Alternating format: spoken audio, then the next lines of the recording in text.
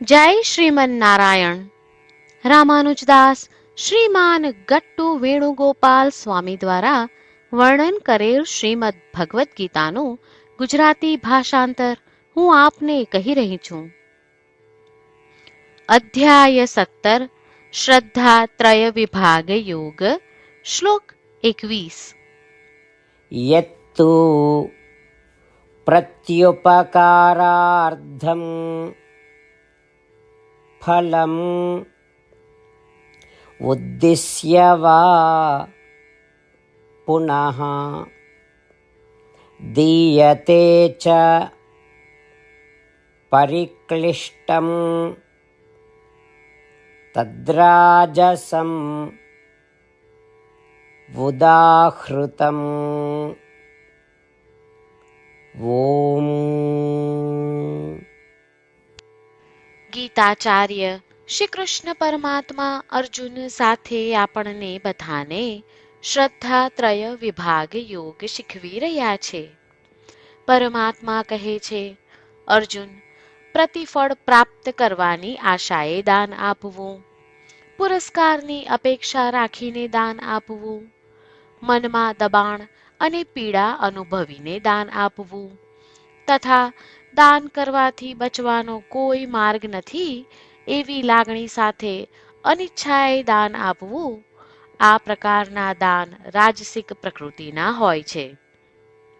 આ પ્રમાણે શ્રી કૃષ્ણ પરમાત્મા રાજસિક પ્રકૃતિના દાન વિશે સમજાવી રહ્યા છે અને એ પણ કહી રહ્યા છે કે અશુભ વસ્તુઓ સાથે આપવામાં આવેલા દાન રાજસિક દાન બની જાય છે. તેથી આપણે રાજસિક પ્રકૃતિનું દાન ન કરીએ.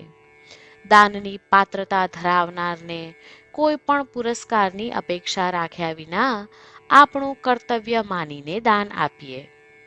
શ્રીમન નારાયણની પ્રાપ્તિને આપણા જીવનનું ધ્યેય બનાવતા અને માત્ર શ્રીમન નારાયણનું શરણ લેતા ચાલો આપણે બધા શ્રી કૃષ્ણ પરમાત્માના શબ્દોનું આ શ્લોક સ્વરૂપે પુનરાવર્તન કરીએ. યત્તુ પ્રત્યુપકારાર્ધમ ફલમ ઉદ્દિશ્ય વા પુનઃ દીયતે ચ પરિક્લિષ્ટમ તદ્રાજસં ઉદાહૃતમ. શ્રી કૃષ્ણ પરમાત્માએ આખી ભગવદ્ ગીતાનો સાર અધ્યાય 18ના શ્લોક 65 થી 70માં 8 ઉપદેશ દ્વારા કહ્યો છે. શ્રી કૃષ્ણ કહે છે, જે મારા આ 8 ઉપદેશ અનુસરે છે તે મને પ્રિય છે. એ સર્વે ભક્તોનું હું બધી જ રીતે રક્ષણ કરીશ. શ્રી કૃષ્ણ પરમાત્મા પાસેથી આખી ભગવદ્ ગીતા સાંભળ્યા પછી અર્જુન કહે છે, કરીશ્યે વચનમ તવ, એટલે કૃષ્ણ, હું તમારી આજ્ઞાનું પાલન કરીશ, તમે કહો છો એમ કરીશ. અને આથી જ શ્રી કૃષ્ણએ દરેક પ્રકારના યશ અને વિજય અર્જુનને આપ્યા છે. તો ચાલો આપણે પણ પરમાત્માને 8 વાતો પાળવાનું વચન આપીએ. પરમાત્માને આપેલા વચનથી મોટી કોઈ પૂજા, તપ કે યજ્ઞ નથી. 8 પ્રતિજ્ઞાઓ જે આપણે લેવી જોઈએ તે હું હવે કહું છું. આપ સૌ પણ એનો મન અને હૃદયથી વિચાર કરો. આ રીતે શ્રી કૃષ્ણને વચન આપતી વખતે આપણે સૌ શ્રી કૃષ્ણની હસતી મુખમુદ્રાનો મનમાં વિચાર કરીએ અને પરમ આનંદનો અનુભવ કરીએ. જય શ્રીમન નારાયણ. આપણા 8 વચનો આ પ્રમાણે છે. આપણું પહેલું વચન, હે શ્રીમન નારાયણ, તમારા ઉપદેશ પ્રમાણે હું હંમેશા તમારું ધ્યાન અને ચિંતન કરીશ. આપણું બીજું વચન, હે શ્રીમન નારાયણ, તમે કહ્યું છે તેમ હું સદાય તમારી ભક્ત રહીશ. આપણું ત્રીજું વચન, હે શ્રીમન નારાયણ, હું મારા કર્મો તમને સંતોષ થાય તેમ અને તમારી સેવા માટે કરીશ. આપણું ચોથું વચન, હે શ્રીમન નારાયણ, તમે અનુસરવા કહ્યું છે તેમ મને પૂર્ણ શ્રદ્ધા છે કે હું તમારી છું. હું સદાય મારા હાથ જોડી તમને નમસ્કાર કરીશ, તમારી ભક્તિ કરીશ. આપણું 5મું વચન. હે શ્રીમન્નારાયણ, હું તમારા શબ્દો યાદ કરું છું. મામેકમ શરણમ વ્રજ. તમે તમારી શરણમાં આવવા કહ્યું છે. શ્રીમન્નારાયણ, હું માત્ર તમારા જ શરણમાં છું. આપણું 6થું વચન. હે શ્રીમન્નારાયણ, આપે કહ્યું છે મા શુચ. તમે અમને આશ્વાસન આપી શોક ન કરવા માટે કહ્યું છે, તો હું દુઃખી નહીં થાઉં, શોક નહીં કરું. આપણું 7મું વચન. હે શ્રીમન્નારાયણ, અમારા કલ્યાણ અર્થે આપે શ્રીમદ્ ભગવદ્ ગીતા રૂપી આશીર્વાદ આપી અમારા સૌ પર કૃપા કરી છે, તો હું દરરોજ ઓછામાં ઓછો 1 શ્લોક વાંચીશ અથવા સાંભળીશ એવો સંકલ્પ લઉં છું. આપણું 8મું વચન. હે શ્રીમન્નારાયણ, હું ગીતાના દૈવી શબ્દો એ ભક્તો સુધી પહોંચાડવાનો પ્રયત્ન કરીશ જેઓ ગીતાથી અજાણ છે.